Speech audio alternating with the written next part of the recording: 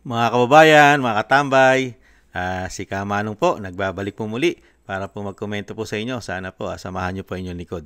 Magandang araw po muna, tanghali, hapon, gabi. Madaling araw po sa ating lahat, saan man sulok na ating bansa o mundo tayo naroon. Naway maingatan po tayong lahat, mga kababayan. Ito po, komentuhan po natin mga katambay. Ito pong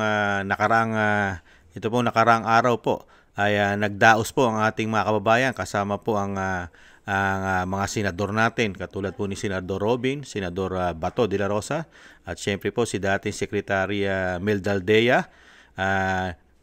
Nagpahayag po sila ng suporta, syempre po nagtipon-tipon po, nagrally po dito po sa Dodge o sa Netherlands, at pinahayag po ni Senator Robin Padilla na yung nangyayari po, ang totoong laban po natin sa ngayon po ay nasa Netherlands, mga tambay, nasa Dodge, lalo-lalo po ang local daw po ron. Yung local citizen ng Dodge sa Netherlands, ang malaking problema po ngayon ng dating Pangulong Duterte dahil doon sa sinasabi pong maling impormasyon na pinakakalat po ng mga kalaban ni dating Pangulong Duterte. Alamin po natin niya kay Senator Robin Padilla at komentuhan po natin, mga kababayan. I know the Dutch people can hear me. I am the symbol of second chance in our country.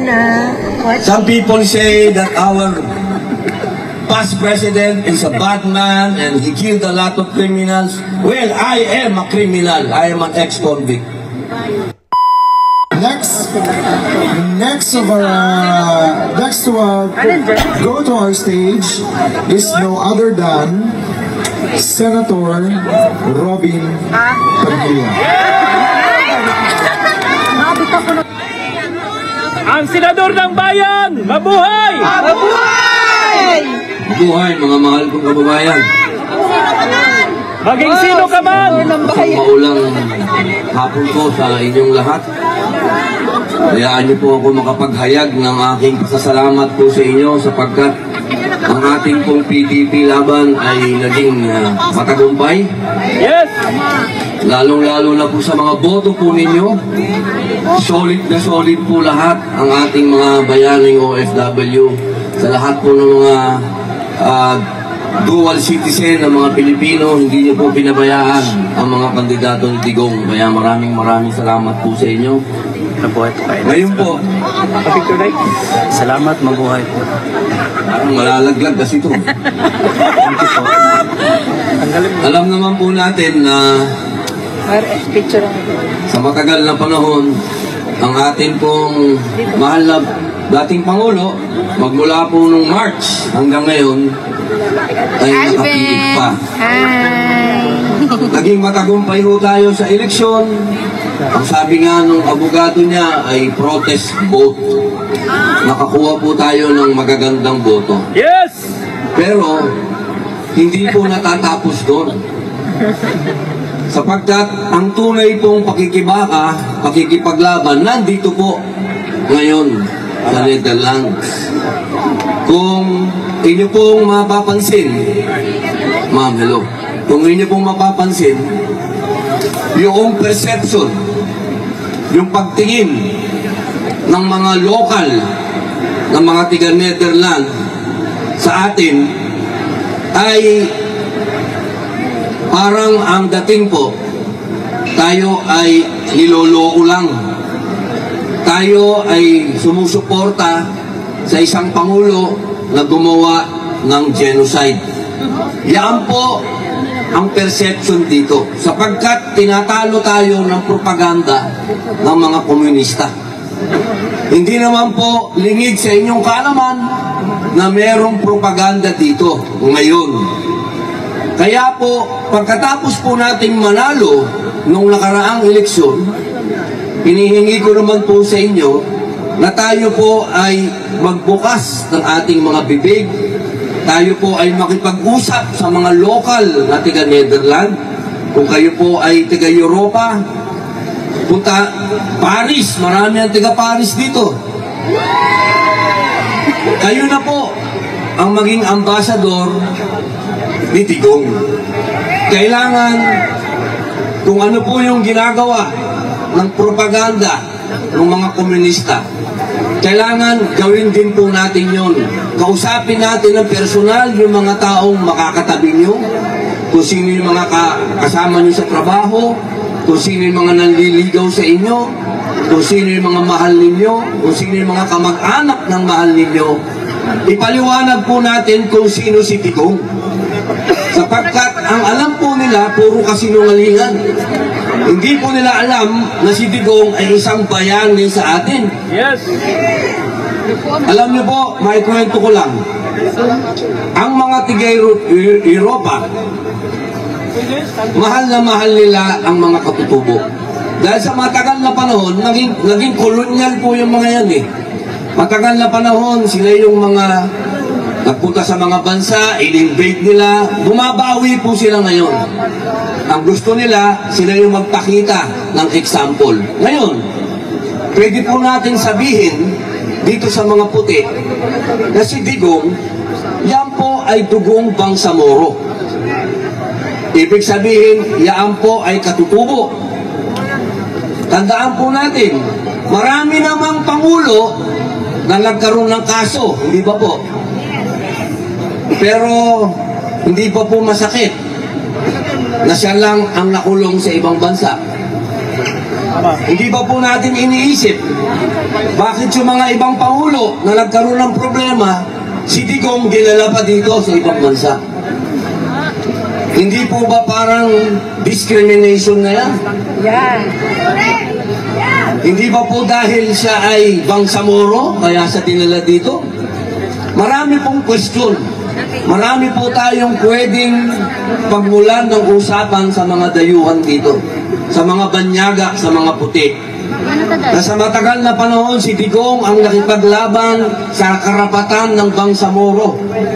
Sino po ba ang Bangsamoro sa matagal na panahon? Sino po ba sila? Sila po ang inapi, meron historical injustice, halos inubos ang mga Bangsamoro. Pero nung dumating ang ating mahal na Pangulo na sinasabi nilang author ng genocide, pero itong Pangulong ito ang nagbigay ng otonomiya sa Bangsamoro. Siya po ang pumirma ng BARM. Yan po yung mga bagay na pwede natin i-share sa mga puti. Yung sinasabi ninyo na pumatay ng maraming tao, yung tao na yan ang nagbigay ng kalayaan doon sa mga Bangsamoro sa amin. Hindi po yan dapat nating kalimutan. Totoo po yan mga kababayan. Talagang si dating Pangulong Duterte lang po ang nag-ayos ng Mindanao, mga tambay, lalo-lalo po ang Bangsamoro. Di po ba? Talaga pong kabibiliban mo ang dating Pangulong Duterte, lalo-lalo sa kanyang panunungkulan ng 6 na taon. Ito pa po, meron pa po silang ginawang ginawa po exhibit po sa dahid ng dating Pangulong Duterte para po ipakita sa mga local doon, lalo-lalo po sa mga citizen ng Dodge. Ito po, tingnan po natin sandali at saan po natin komentuhan.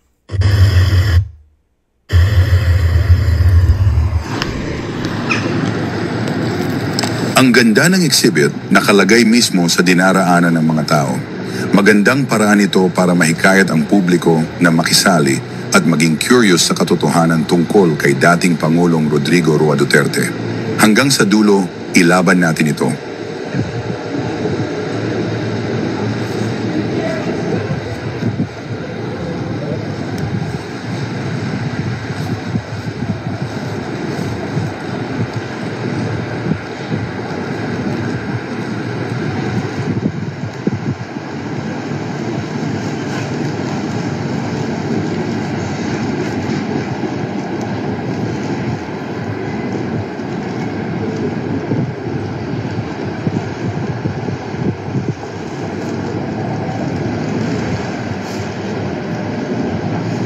Nag-warning talaga ako.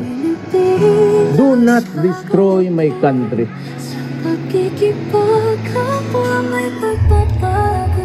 Napakaganda po mga tambay, ano? At least napakagaling po na nakaisip po na magkaroon po ng exhibit ang dating Pangulong Duterte dito po sa Netherlands, sa The Hague. at lalo-lalo po makita po ng Dodge citizen. Dahil alam naman po natin ng talagang ang komunista ayon po kay Senador Robin Padilla ay napakarami pong ginagawa po ron na panlilinlang para po dito sa sinasabing mapasama ng husto ang dating Pangulong Duterte, mga kabayan. Ganyan po katindi. Alam naman po natin na talagang grabe po ang pamumulitika na ginawa nila sa dating Pangulong Duterte. Tama po yung sinabi ni Robin Padilla, mga kabayan. Yung ginagawa po nila ng propaganda, yan po ang matindi po nating kalaban. Yung propaganda. Kasi nahandyan po si dating Pangulong Duterte sa ICC, sa The Hague, sa Netherlands. Wala po sa sariling bansa natin. Tapos sila po ang umuusig. Sila po ang naglilitis. Di po ba magkakaroon na agad ng discrimination? Lalo-lalo na po, political po ito eh. Dahil mismo yung attorney na si Attorney Nicholas Kaufman, nagsabi na mismo, ang talagang kalaban, matinding kalaban ng dating Pangulong Duterte ay yung nasa Manila, nasa Malacanang. Yung po ang nagbubuhos po ng suporta. At hindi natin alam, di umano, baka ito, pati pera ng taong bayan ay gamit na gamit. Dahil mismo po ang Pilipinas, ang nasa Maynila, nasa Malacanang, ang nagpadala, naghatid, nagkidnap sa mga kapulisan. Kapulisan ang gamit kasundaluhan. Di po ba? Grabe ang ginawa po nila dyan. Kaya nga po yung matinding political po ito. Kaya ang pinagdadaanan po natin ngayon ay napakahirap na sitwasyon na meron tayong dating Pangulong Duterte na talagang bayani nating ituring sa kanyang ginawa, lalo-lalo sa Mindanao.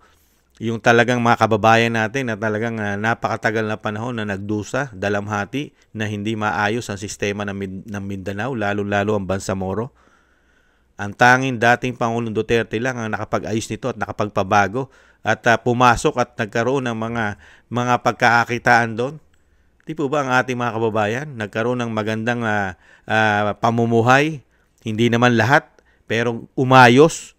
Nagkaroon ng negosyo, turismo ng panahon ni dating Pangulong Duterte. Ngayon naman po, bumabalik na naman po yata.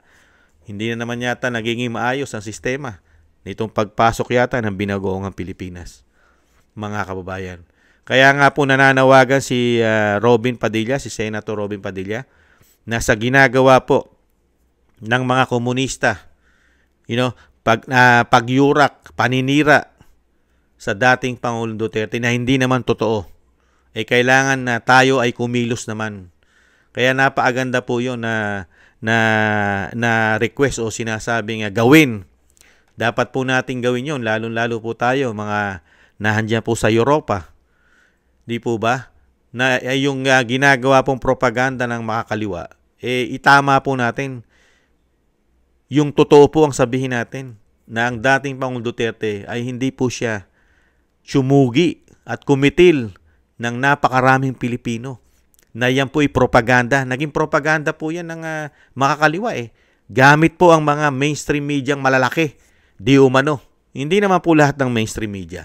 Yung malalaki. Di po ba? Sa panahon pa po nila yan, panahon pa po ng dilaw, talagang tinatrabaho na po nila yan ng pink, ng liberal. Kasama pa dati dyan ang Vice President Robredo at yung matindi na si Reza. Talagang pinakalat po nila yan. Ngayon, nagsama-sama, mga komunista. Itinanim nila sa Banyaga, katulad po dyan sa Netherlands, na talagang pinamumugaran po yata yan ng mga komunista yata. Tinanim po nila sa mga mamamayan dyan o sa citizen ng Netherlands, sa Dutch, na talagang ang namatay o chinugi dito po sa pagsugpo ng illegal na pulburon ay 30,000 mahigit. Totoo po ba yan? Di po ba hindi? Kasinungalingan yan ng mga makakaliwa. Kasinungalingan nila yan. Kasinungalingan yan ng mga lumalaban at kumukontra sa kapayapaan at sa pag-unlad ng ating bansa sa napakagandang programa na ginawa ni dating Pangulong Duterte na wakasan na yan. Wakasan na yung matinding problema ng bansa, lalo-lalo ang bisyo na pulburon. At nahandyan pa ang sinasabing dapat din nating wakasan o wakasan na talaga yan, yung makakaliwa. yung grupo ng CPP, NPA, NDF. Di po ba? Kaya napapanahon na po talaga na itama po talaga na labanan po natin ito pong grupo ng mga makakaliwa na naninira talagang pilit sinisira si dating Pangulong Duterte dahil gusto nila sila'y maghari sa ating bansa. Gusto nilang kontrolin at hawakan ang ating bansa nitong mga masasama na ito. Kasama po ang mga korap na politiko. Di po ba? Mga oligarko, di umano. Yan, magkakasama po lahat yan eh. Makakaliwa, di umano. Korap na mga politiko, na mga gahaman at ganit sa kapangyarihan. At isama mo pa dyan ang mga oligarko na nasaktan dahil nung panahon ni dating Pangulong Duterte ay sila po'y nalintikan. Hindi kasi uso kay dating Pangulong Duterte ang palakasan eh. Para lang ang iyong mga tax ay madoktor. Madaya mo ang mga buwis na kumikita ka ng sobra-sobra. Di ba? Napakarami po yan na talagang nasaktan sila ng 6 na taon. Kaya hindi po sila papayag na makabalik muli ang Duterte sa Malacanang. Kaya gumagawa po ng paraan yan eh. Kahit puro kasinungalingan po ang tinatanim nila sa ibang bansa para lang po hindi makabalik ang mga matitinong politiko sa ating bansa katulad po ng pamilya Duterte. Kaya po dito po talaga ang totoong laban, napakasakit. Napakasakit nga lang po sa nangyari sa dating Pangulong Duterte. Dahil nagkaroon po tayo ng Pangulo na tinatawag po di umanong weak. Walang utang na loob na Pangulo. Napakasakit po ang nangyari po sa pamilya Duterte. Lalo-lalo po kay dating Pangulong Duterte. Sa kabila ng uulit-ulitin po natin ang ginawang kabutihan ng pamilya Duterte. Lalo-lalo ang dating Pangulong Duterte. Kung paano po purihin, bigyan po ng karangalan muli ang kanilang ama na ang dating Pangulong Marcos Sr. sa kabila po ng napakabaho na sa taong bayan dahil sa dami ng ginawa sa ating bansa kasama na ang martial law. Di ba? Ang napakaraming natsugi nung panahon niya at napakarami pong ninakaw di umano sa ating bansa. Pero sa kabila nun, nirespeto pa at binigyan ng karangalan. Bayani pa ang nangyari dahil nailibing sa tunay at sinasabing libingan ng mga bayani dahil sa pamamagitan ng isang Pangulo na talagang nanindigan siya na dapat mailibing ang hindi maipalibing-libing sa libingan ng mga bayani. Di po ba natupad? Naging hero, naging bayani, nailibing ang kanilang ama. Di po ba? Bayani. Pero ano po nangyari nung mailibing at siya po'y manalo? Ganon din po ang ginawa ng Vice President. Sinuportahan sila dahil nga hindi sila manalo kay Leni Robredo. Di po ba? At si Leni Robredo na naman ang makakalaban dahil ayaw tumakbo ni Inday na dahil nga po siya kontento na siya sa pagiging mayor ng Davao. Di po ba? Kaya lang napilitan dahil may usapan. May usapan po yan eh. May agreement na magtutuloy at itutuloy natin. Magsasama tayo dahil ang ating kagustuhan ay mapaayos at mapaunlad. At yung sinimula ni dating Pangulong Duterte ay magtuloy-tuloy. Maging maayos, lalo-lalo na po sa mga problema sa pulburon, sa korupsyon, sa makakaliwang grupo, terorismo. Di po ba? At mga kriminal at mga korap na mga politiko. Magtuloy-tuloy yung naumpisahan. Kaya lang, hindi po pala ganun na nangyari. Sila po pala yun. Sila po pala yung sumusuporta yata sa mga pulburon di umano at sumusuporta yata sa mga kaliwa na problema ng ating bansa mahigit 50 taon na. Sila po yata nakita natin ngayon magkakasama, pati po mga korap na mga politiko at itong mga tinatawag na mga oligarko yata. Nag-ano po sila eh. Nagbalat kayo. Nagbalat kayo po para po makuha nila yung kagustuhan nila. Yung sinasabing nabudol ang pamilya Duterte. Magaling po sila yata mambudol. Binudol nila. At ngayon, ano po ang naging kabayaran at kapalit ng napakaganda na ginawa sa kanila, lalong-lalo ang Vice President na naipanalo siya bilang Pangulo ng bansa. Ano po? Ipa-impeach. At ngayon po, naipatapon na. Nagdurusa po ang mga Pilipino, majority ng mga Pilipino, tayo, masamang-masama ang ating kalooban na meron pong magaling na presidente, 80 anyos na, 80 years old na, hindi nakakuha ng hustisya. Samantalang ang mga presidente nagkaproblema sa ating bansa ay nakakuha ng hustisya sa ating bansa. Mga nakulong, yung iba, di ba? Merong hospital arrest. Tapos merong house arrest. Di ba? Samantalang sa dating Pangulong Duterte, ano ginawa? Ipinatapon na parang hayop. Nung nasa Maynila, nasa Malacanang, ayon kay Attorney Nicholas Kapman, nakita nyo po kawawalang hiya yata nila. Ubod ng mga wawalang hiya, mga walang utang na loob. Ano yun? Dahil ito doon sa sinatawag na kargado at lulong sa pulburong kaya ang mga pag-iisip. Kaya wala na po maisip na tama. Kaya nga po ang sinasabi nga natin, pagka wala na po sila sa kapangyarihan, ikamumuhian po sila ng majority ng Pilipino. Kamumuhian po sila. Ito po tinatawag na mga Marcos, Romualdez, Araneta, di umano. Kamumuhian po ito ng majority ng mga Pilipino sa ginawa po nila. Sa ginawa po nila sa dating Pangulong Duterte at syempre po sa Vice President Sara Duterte. Sa pagiging greedy yata. Sinasabi nga sakim, gahaman sa kapangyarihan. Kaya nakakalungkot. Talagang gamit na gamit po ang makakaliwang grupo. Lalong-lalo dito sa... Hindi po kikilos yan kung walang suporta po yan. Kung walang suporta po yan ng Maynila at Malacanang di umano, hindi naman po lalakas at kikilos yan Di po ba? Hindi po lalakas yan. Kung walang suporta po ngayon yung mga yan. At ang mabigat, mga kababayan, ang pinagdadaanan po natin ngayon at ang pinagdadaanan po ni dating Pangulong Duterte ay para po siyang nasa butas ng karayom ngayon. Dumadaan po siya sa butas ng karayom. Lalong-lalo po sa ginagawang mga bintang, mga paratang na gawa-gawa po kaso. Mga bintang na talagang pinalobot, pinalaki. Ang sinasabing kaso daw itong pagsugpo at paglaban sa pulburon. Grabe. At ang pinakamabigat dito mga tambay, sariling bansa natin na sumusuporta. Di umano. Sariling bansa natin. Sariling bansa natin mismo, sariling gobyerno natin ngayon ang binagoong ang Pilipinas. Ang kalaban, ang sumusuporta. Hindi kaya nagpipinance din ang ating gobyerno para dito? Para hindi na makauwi at makabalik sa bansa ang dating Pangulong Duterte? Dahil gamit ang kapangyarihan at pera, di umano? Yan po ang napakasakit na katotohanan. Yung gobyerno natin mismo ngayon, ang number 1 prosecutor ng dating Pangulong Duterte. Dahil yan po mismo ang bansa natin, gobyerno natin na naghatid pa para po mapunta dyan ang dating Pangulong Duterte sa ICC sa The Hague, sa Netherlands. Di po ba? Eroplano pa natin ang gamit. Tayo pa nagbayad, taxpayer pa.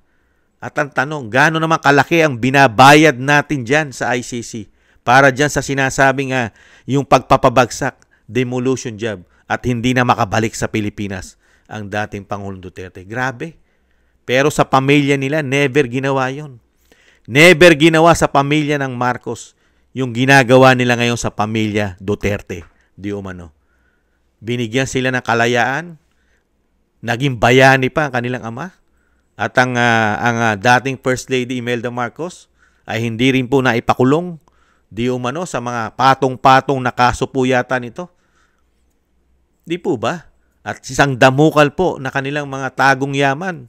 Hindi na po kinalkal hindi na po kinalkal ni dating Pangulong Duterte ang isang damukal pong issue. Lalo-lalo po sa kaperahan, mga ilgaten, di ba? Na kumakalat po yan mismo. Kahit po saan, kahit po sa social media, ay kumakalat kung gaano po karami ang ari-arian nila sa labas ng bansa at sa ating bansa. Pero never na po kinalkal yan. Hindi na po pinagtuunan ng pansin ni dating Pangulong Duterte yan. Hindi niya na pinulitika ang pamilya Marcos. Pero yung ginawa nila sa dating Pangulong Duterte, grabing pamumulitika, pagpapabagsak dahil lang po sa kapangyarihan na ayaw na nilang mawala ito sa kanila. Kaya po panahon na po mga kabayan, labanan po natin ang mga makakaliwa na talagang binabaon po at pinaniniwala po ang mga tao sa Europa na talagang ang dating Pangulong Duterte ay napakasamang tao. Itama po natin na wag po sana ang magtagumpay po sana ay ang tama, hindi po ang mali.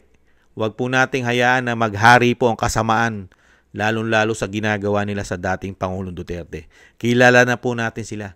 kilala na po natin sila eh. Nahayag na po sila lahat ngayon. Lahat po ng nasa gobyerno natin ngayon, nakita na po natin ang kanilang mga karakas, ang kanilang mga balat, ang kanilang mga kulay, ang kanilang mga ugali, ang kanilang pagiging traidor, pagiging ulupong, pagiging buhaya, di po ba? Pagiging makapili. Lahat na po nakita na natin sa gobyerno po yata ngayon. Lahat po sila ay nahayag na. Lahat po sila ay kalaban, nagpapabagsak sa iisang dating Pangulong Duterte at iisang Vice President Sara Duterte. Sana po yung mga kababayan po natin diyan kayo naman po ay matagal na sa Europa, yung mga dual citizen na po diyan, ay sana po makiisa po tayo sa panawagan ni Senator Robin Padilla na itama po natin lalong-lalo po kung saan po tayong bansa o diyan po sa parte ng Europa. Sana po itama po natin ang pinalalagana po ng mga makakaliwa na paninira po sa dating Pangulong Duterte na hindi naman po totoo. Ang totoo po, sila po yun. Sila po yung masama. Sila po yung nagbibigay ng kasamaan sa ating bansa na mahigit 50 taon na. Pahirap, parusa sa atin po at lalong-lalo po sa ating mga kabataan na pilit po nilang kinukuha at bine-brainwash ang mga utak nito. Di po ba? Kaya po panahon na po na itama po natin at ilabanan po natin sila dahil nahandyan na po sila. Diyan na po nila pinakakalat sa Europa, mga tambay, dahil may sumusuporte. Mga kabayan, hindi naman po magtatagumpayan kung wala pong sumusuporta sa gobyerno natin di umano. Hindi po magtatagumpayan. Kaya nga lang, ang pinakamabigat nga po, ulit-ulitin ko, ang number 1 kasi nating kalaban at number 1 kalaban at nagpapabagsak sa dating Pangulong Duterte ay yung nasa Maynila, nasa Malacanang. Ayon niya kay Attorney Nicolas Kaufman. Nakakalungkot, ano? Nakakalungkot, mga kabayan. Kaya po, sana po malagpasan po ni dating Pangulong Duterte ang sobra pong pamumulitika at talagang grabe po ang ginawa sa kanya. Sana po isama po natin sa panalangin at dasal na malagpasan po ni dating Pangulong Duterte ang ginawa po sa kanyang kataksilan at sobrang pamumulitika gamit ang pera ni Juan de la Cruz yata. Mga kabayan, nakakalungkot. Pera ng taong bayan ginagamit sa pang-interes, sa sariling pang-interes na mahawakan ng ating bansa kasama ang mga kaliwang grupo yata, mga kabayan. Maraming salamat po sa nakagusto po ng ating tambayang mga kabayan sa YouTube at TikTok. At thank you rin po sa ating mga taga-subaybay, taga-panood. Maraming salamat po. At maraming salamat din po sa ating mga subscribers.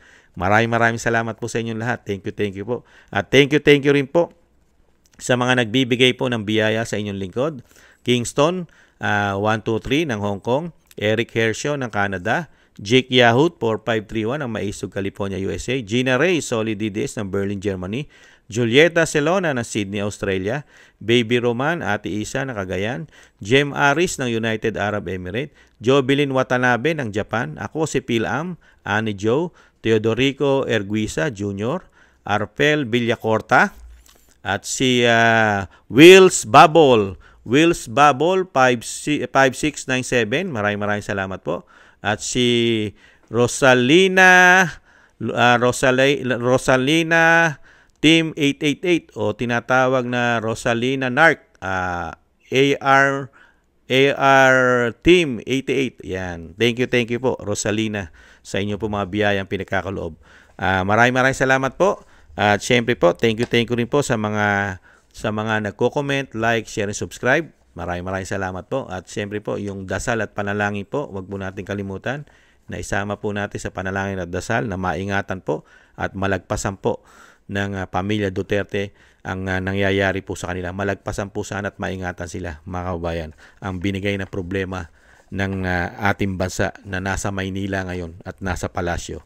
At syempre po, tayo rin po, doble ingat po tayo, mga kababayan. Napakahirap na po ng sitwasyon natin. Sobrang kahirapan na po at nakasama pa natin ang mga makakaliwa na lumalakas na naman at ang mga addictus, ang napakarami na naman pulburon, kriminal, na andyan na naman po, halos nagbalikan na po sila halos sa ating mga barangay, mga kabayan. Thank you po. Ingat po sa muli. Paalam po. Bye-bye.